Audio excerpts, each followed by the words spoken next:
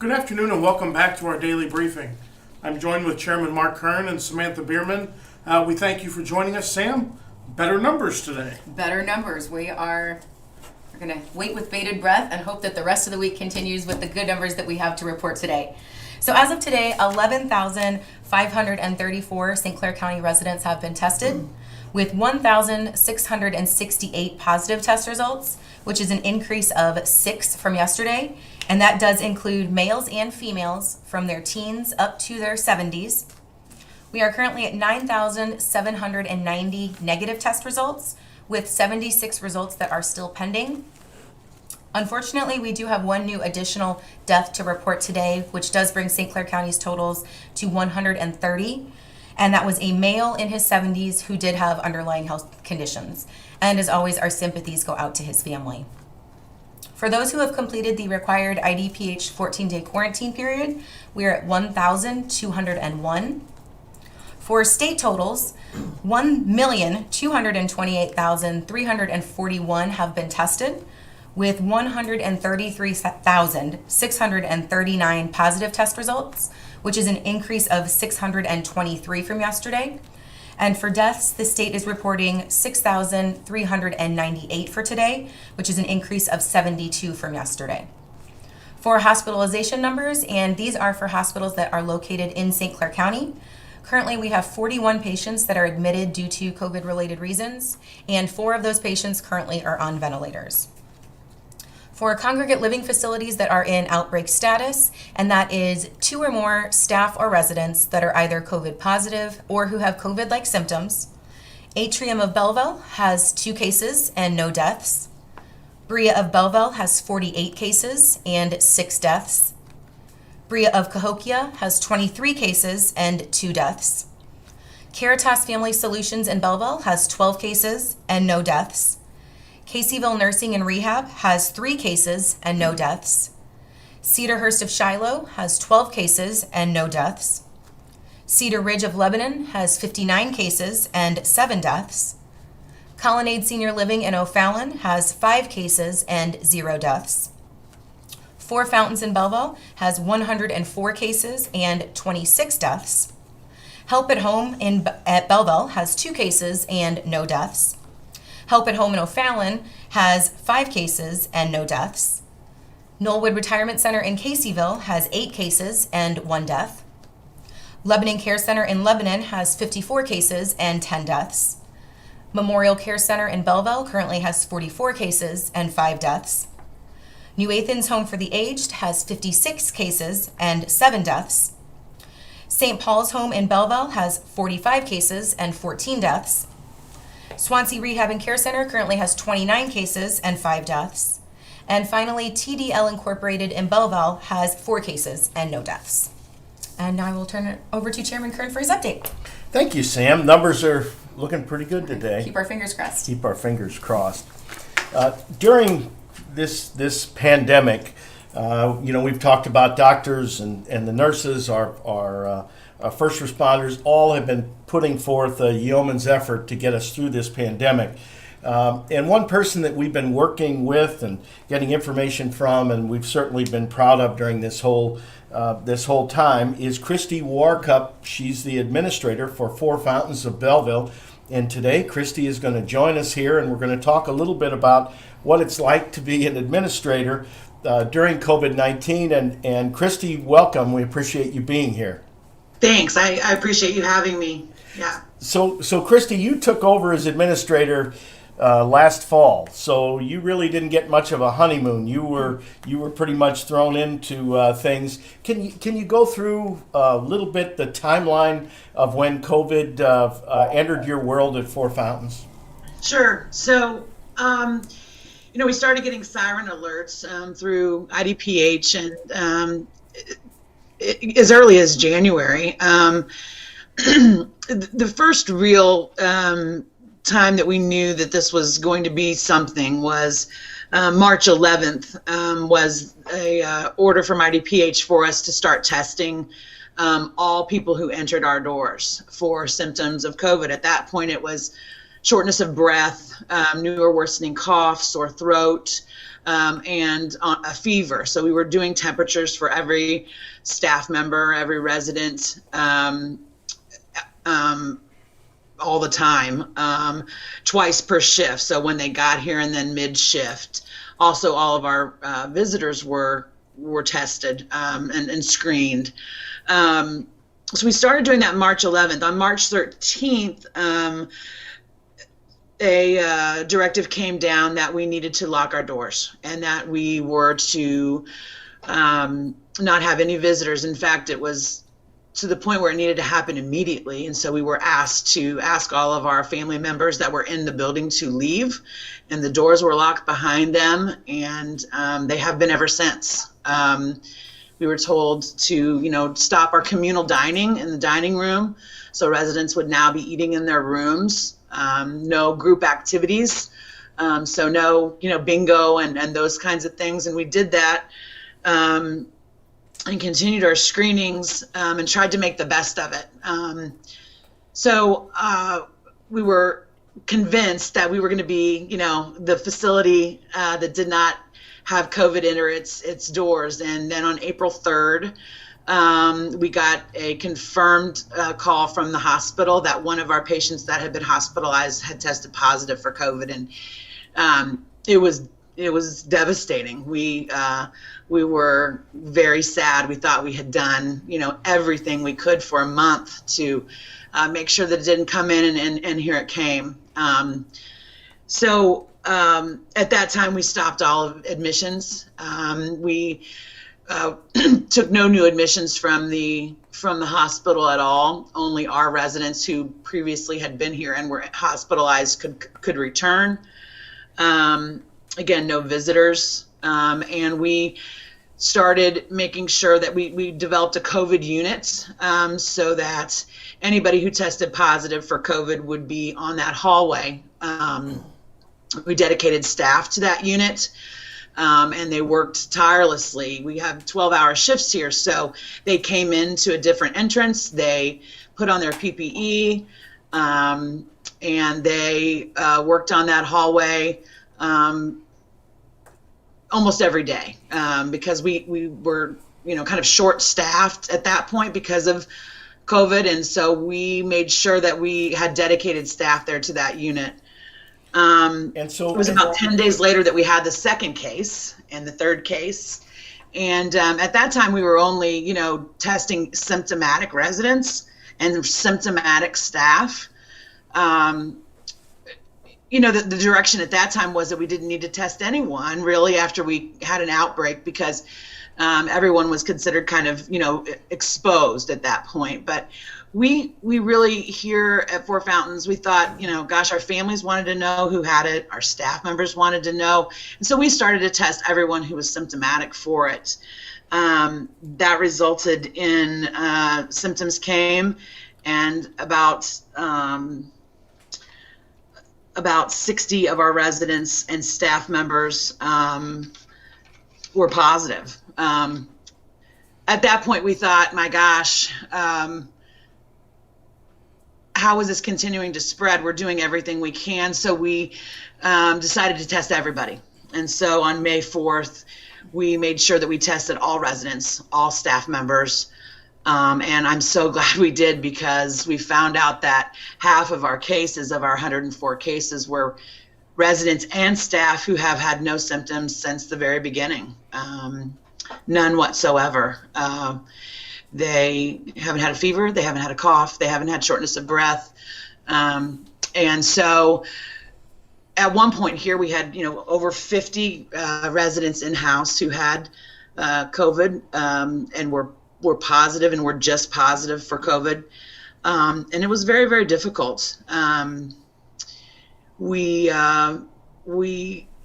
were kind of at a standstill. We were just trying to take care of our residents. At that point we had 2 COVID units because our hallway wouldn't afford us just to have one. And at this point right now, we are fortunate enough, I don't even like to say it out loud, but our last positive case was on May 20th, either staff or residents. So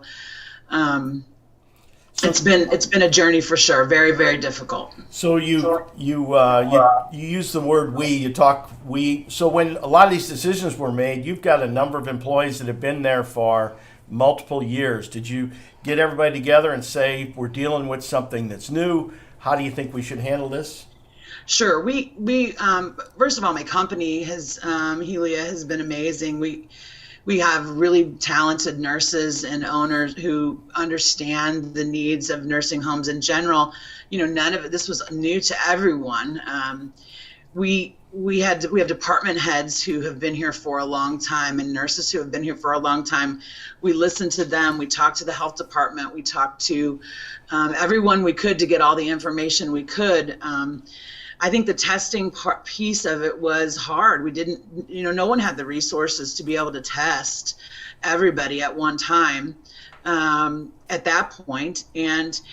But our families were demanding it, and our residents were demanding it, and our staff was demanding it. And so we made the decision, even though we thought we would get scrutinized a little bit because of the number of cases, but we knew because we had so many that it was in the building, and once it started, it was like a match, and we could not stop it. We had so many measures in place. We're very regulated as nursing homes. I don't think people realize the regulations that come in a nursing home. They're very stringent, and we have followed every single one from the very beginning. And I know we felt on April 3rd like we failed. We couldn't stop it. And so since then, it's just been trying to minimize as much as possible, trying to do everything we can to practice, our infection control, things that we've learned for years. So how difficult?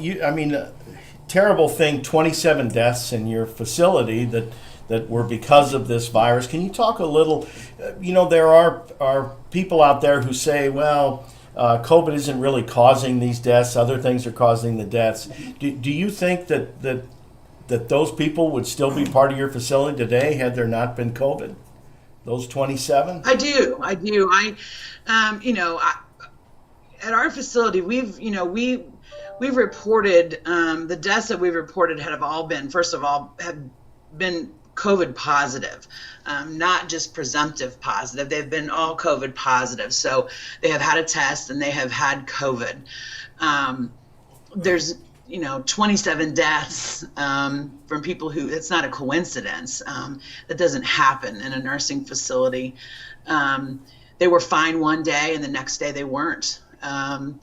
All of a sudden residents would start spiking a temp. All of a sudden residents would be not themselves. Their mental status was altered.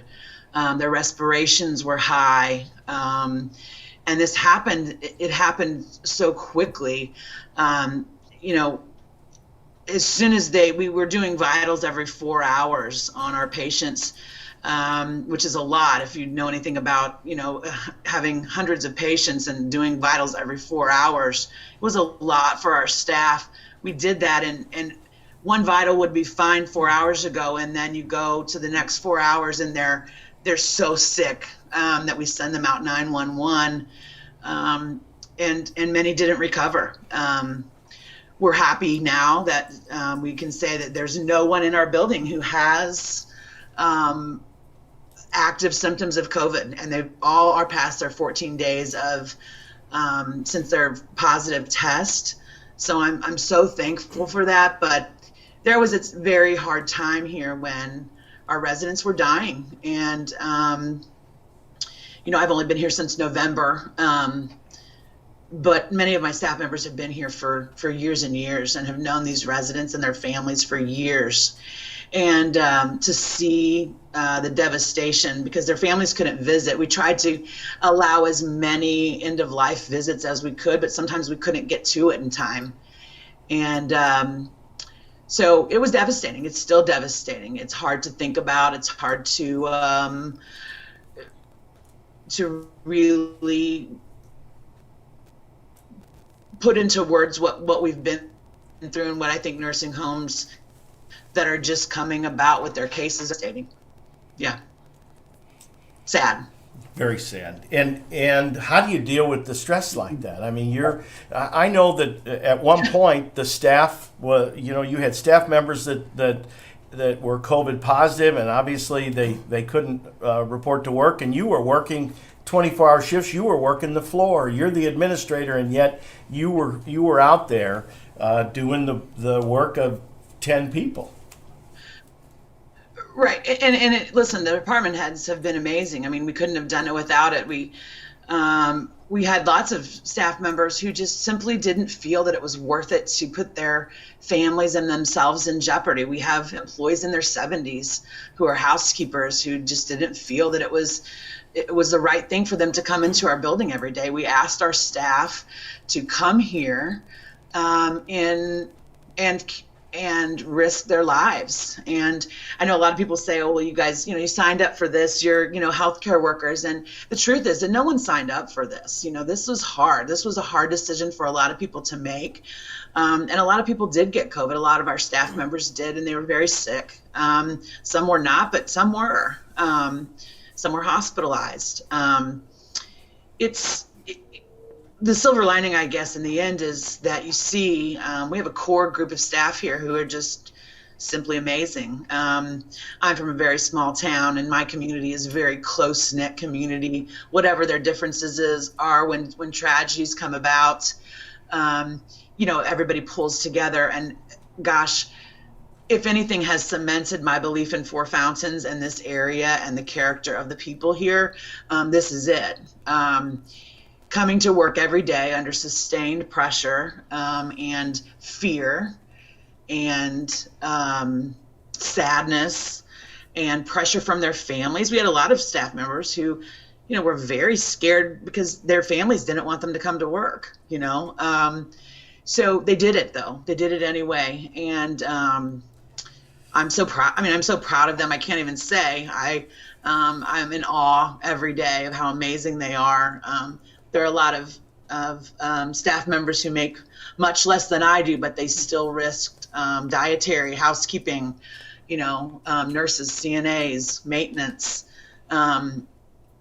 That core group, they didn't falter. They didn't falter once, and they've been here every day doing it. And we're kind of starting to breathe a little bit now, but we don't want to get too, we can't get complacent because it can happen again. So we're really we're blessed to have the staff that we have, and we're blessed to have the residents and the families that we have. And I was very surprised by how wonderful the families have been. Not that they wouldn't be, but I knew that they would be angry or upset. But I can remember calling one family member and saying, because I did most of the calls personally to let them know that, or some of the calls to let them know that they were COVID positive, their loved one was COVID positive. And when the first thing out of their mouth is, what can we do for you guys? What can we do for you? You guys have to be going through a lot. It was amazing. That's amazing.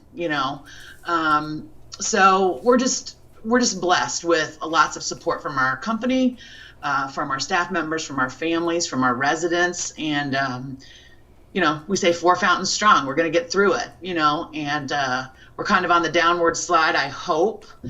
But some places are just getting into it. And I just would ask everyone to really support them because they need it tremendously.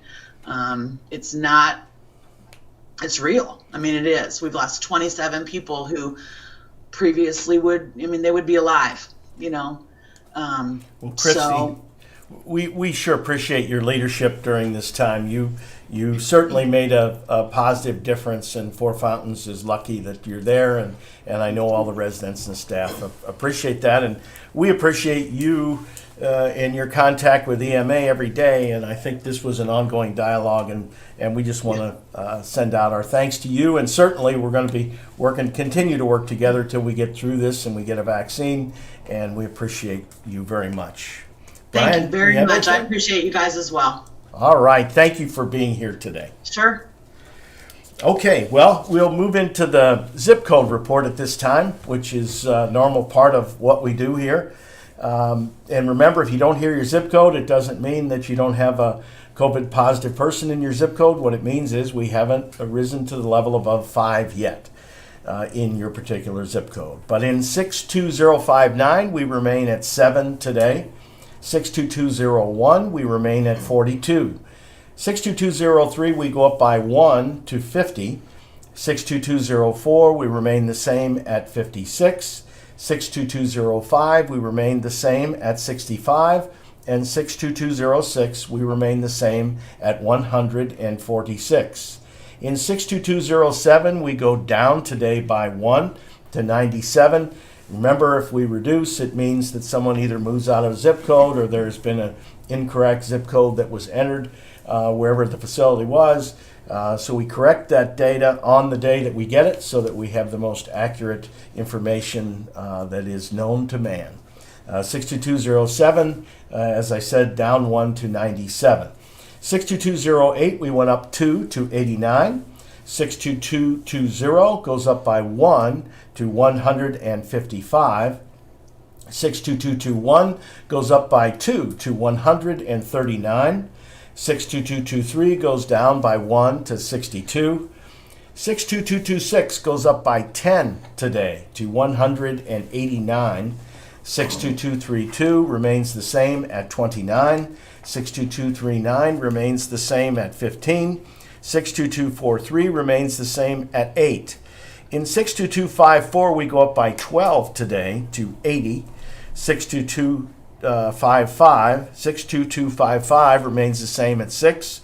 62257 remains the same at 11.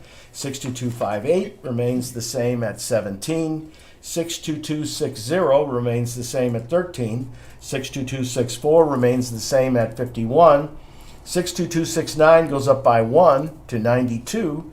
And 62285 remains the same at 19. So Brian, Herb is enjoying a little bit more time off today. So are you going to wrap us up? Yeah, absolutely. So, as you're aware, we received the PPE shipment today from IEMA that we spoke about yesterday. We're working on setting up the distribution to the agencies that will come in and pick that up over the next few days. Had our conference calls today with the mayors and first responders, as we've been doing every week since the beginning of March. You take part in those every week, and it's great the turnout we get from the local elected officials, and then we follow that call with the police chiefs, fire chiefs, EMS directors, to make sure everyone's on the same page with what's going on, and we're going to continue those until the time comes that they're not needed anymore. We thank everyone for joining us, being a part of Team St. Clair. It was great hearing that conversation with Christy Warkup today. We've been working closely with her since this all began, and A little bit of copyright infringement with Team Four Fountains, but we'll have to work on that. yeah, we'll let Herb take care of that one Okay. as the copywriter there. But we thank you all for following us. We'll be back with Cindy and Daisy here in a few minutes to translate this to our Spanish-speaking followers, and we'll be back with you tomorrow at 3:30 with our next daily briefing. Thank you.